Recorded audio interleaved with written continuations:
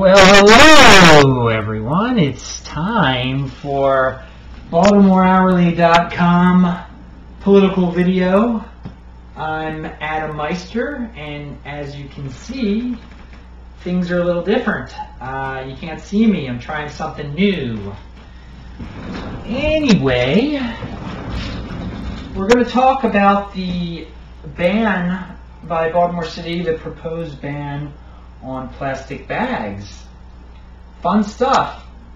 And my question is this: why can't people just be civilized and not throw stuff on the ground anymore?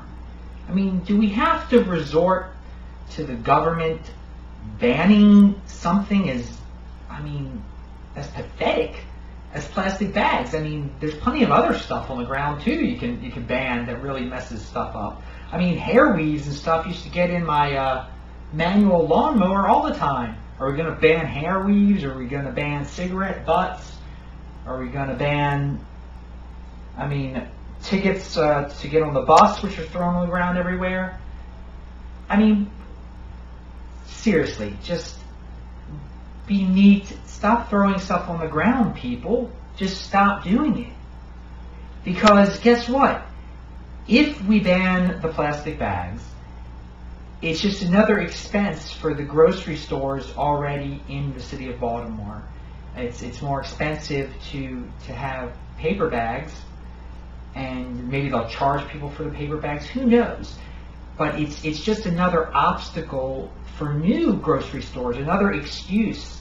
You know, if a new grocery store is interested in moving to Baltimore City or Baltimore County, they're going to choose Baltimore County because they're not going to want to deal with these bans. And if they do choose Baltimore City, they're going to go to the city and they're going to say, "Hey, corrupt city, you know, you banned plastic bags, so give us a property tax break so we'll come to your city and everyone will celebrate."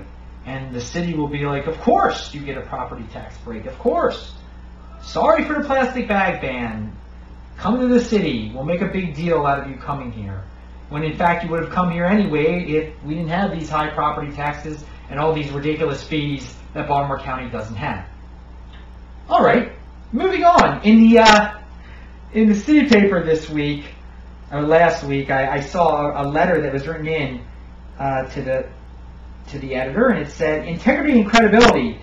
After reading Edward Erickson Jr.'s commentary, it made me wonder why, when police officers were found to be incompetent and distrustful, they weren't terminated.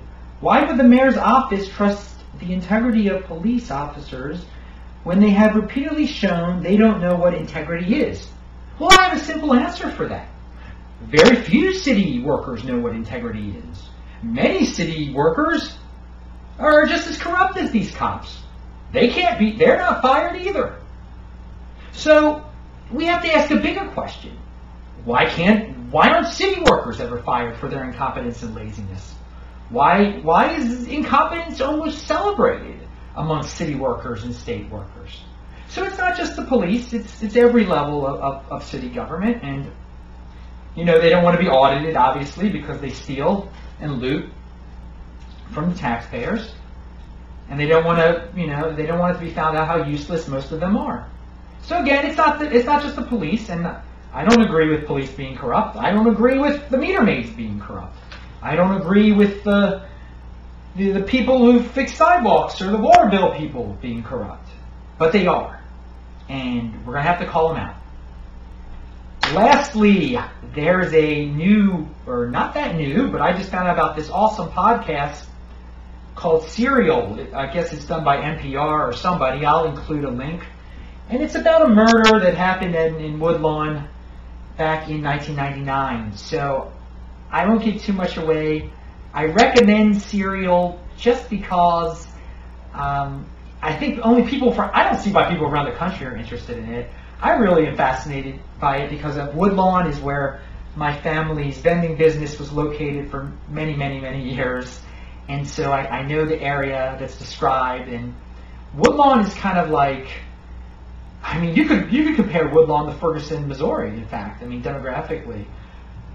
Woodlawn is like, it is a suburb that has had white flight In fact, the Baltimore area is at a certain level where it's even some of its suburbs have had white flight, like Randallstown or Woodlawn. So again, check that podcast out. Thanks for listening to this podcast. BaltimoreHourly.com.